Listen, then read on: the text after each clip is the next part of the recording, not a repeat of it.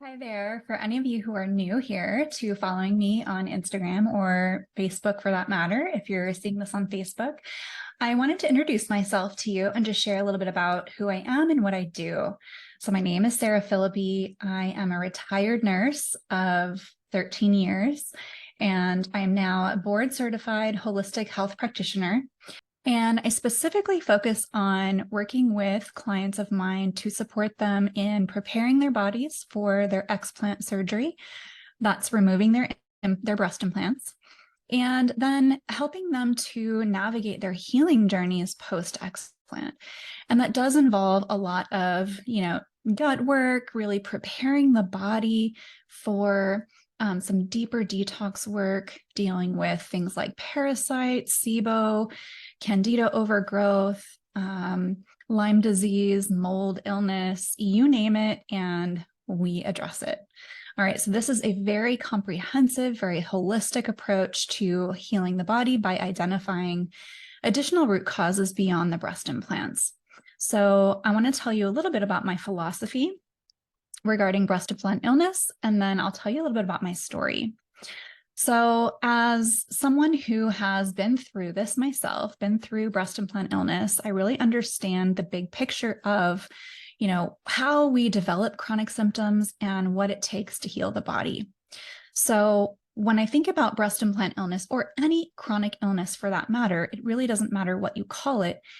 The root cause is typically multifactorial, right? It's more than one. So I'll call it root causes. Breast implants are certainly a part of this picture, but we need to dig deeper and look at what else is a part of this picture. And that may be very unique to each individual because we're all exposed to different things. We all have different experiences and trials in life that we go through, and it all adds up. And at some point, your stress bucket or your toxic bucket overflows, right? And so the things that you have experienced in the past, whether that be, having amalgam fillings in your mouth, living in a moldy home, dealing with Lyme disease, dealing with trauma, a car accident, a sports injury, sexual trauma, abuse in a relationship, death, loss of a loved one, divorce, things like that, even emotional stressors add up, and they really helps to set the stage for the eventual fall, and something becomes the trigger. For me, the trigger was the breast implants. It's not the trigger for everyone. For some people, it's simply a drop in the bucket, and there are many other things that we need to discover in order to create a path to true and lasting healing. And not just healing and longevity, but really thriving, right? Who wants to live for a really long time into, your 80s and 90s, or maybe even 100 if you're really suffering? We want longevity, but we also want vitality. And so that's what we do. We really focus on the whole person, the big picture, and really dial in on what each unique individual needs in order to really, truly heal. So when I think about my own journey, it took me a really long time to get to the place of identifying, yes, my breast implants are a problem, and they're creating a lot of inflammation, a lot of downstream issues, and they're really contributing so much that I can't overcome it, right? I've done everything I possibly could, and I got a little bit better. I got probably 50% better, but I just couldn't get over the hump to get to the place in my health that I really wanted to be, where I was basically before I had the implants placed. So, when I had implants, it was something that I had always wanted since I was probably a teenager. And I think, society helps shape that desire for a lot of us women to want to look a certain way in order to feel beautiful and worthy in this world, and to feel like we're good enough, right? And so that was me. That was my story. I had breast implants placed because it was something I felt like I needed in order to be beautiful and in order to feel worthy. And so against my better judgment, I, had breast implants placed. I was about 30 years old, and everything changed after that point. It was about 6 months after my implants were placed, I started experiencing all kinds of different symptoms that were unexplainable and that I had never had before. I started experiencing brain fog and difficulty remembering people's names and the words or the names of different objects, just random words that I knew and I should remember, I couldn't retrieve.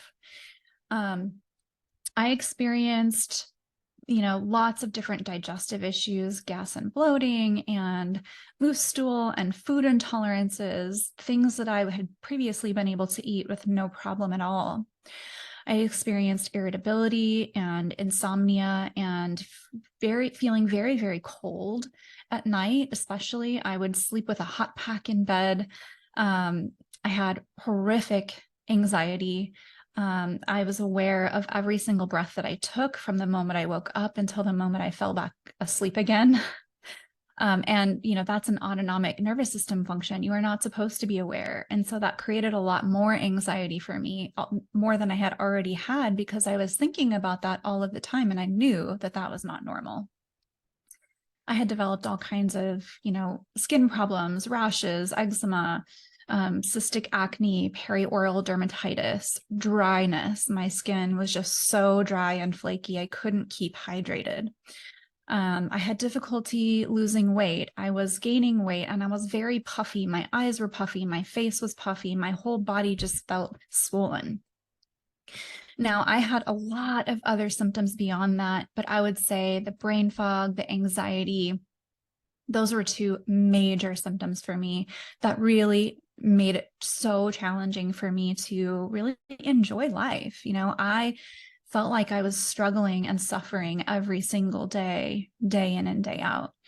And the digestive issues were also just really, really disruptive of my life. And it really changed everything. So, I did everything I could. I worked with lots of experts. I worked with all kinds of different, doctors, Lyme doctors, SIBO doctors, all kinds of different things that I tried. And then I ended up becoming my own practitioner, going through a functional, holistic health kind of approach. I learned how to identify root causes, how to interpret functional lab work, and how to create a healing plan based on the root causes that are identified. Now, many different things that people consider root causes are just not root causes today.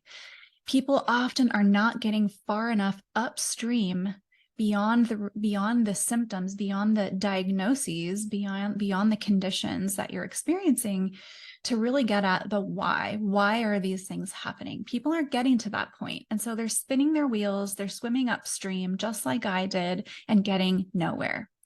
So that has just become a part of my mission, my pain to purpose since, I've gone through this myself. I understand what it's like to be in your shoes and be struggling and suffering so much, and just to not be able to be yourself, show up for your loved ones the way you want to show up for them, show up for your passions and your purpose in this world the way that you want to be showing up.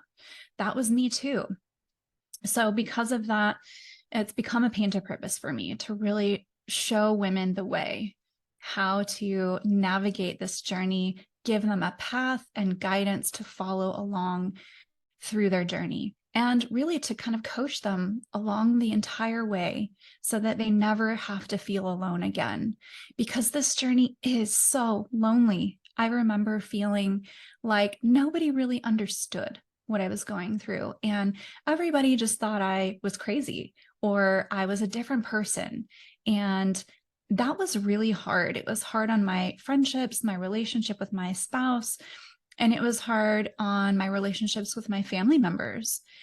And because of that, I don't ever want anyone else to feel like nobody gets them, nobody understands, and they're just feeling very alone. And so as your guide through this journey, I can make sure that you feel heard, you feel understood, you feel validated, and that I get it. I get what you're going through, and I believe you. I believe what you're telling me is true. So if this sounds like you, and if, breast implant illness is something that you're just hearing about, or maybe you've heard about it before, but you're looking for guidance and you don't really know what step to take next, or maybe you've even explanted and you're still struggling like I had, and you don't know what to do next. You don't know where to turn, who to work with, what is the next step in this process for you so that you're not wasting time and money doing the wrong things that don't work.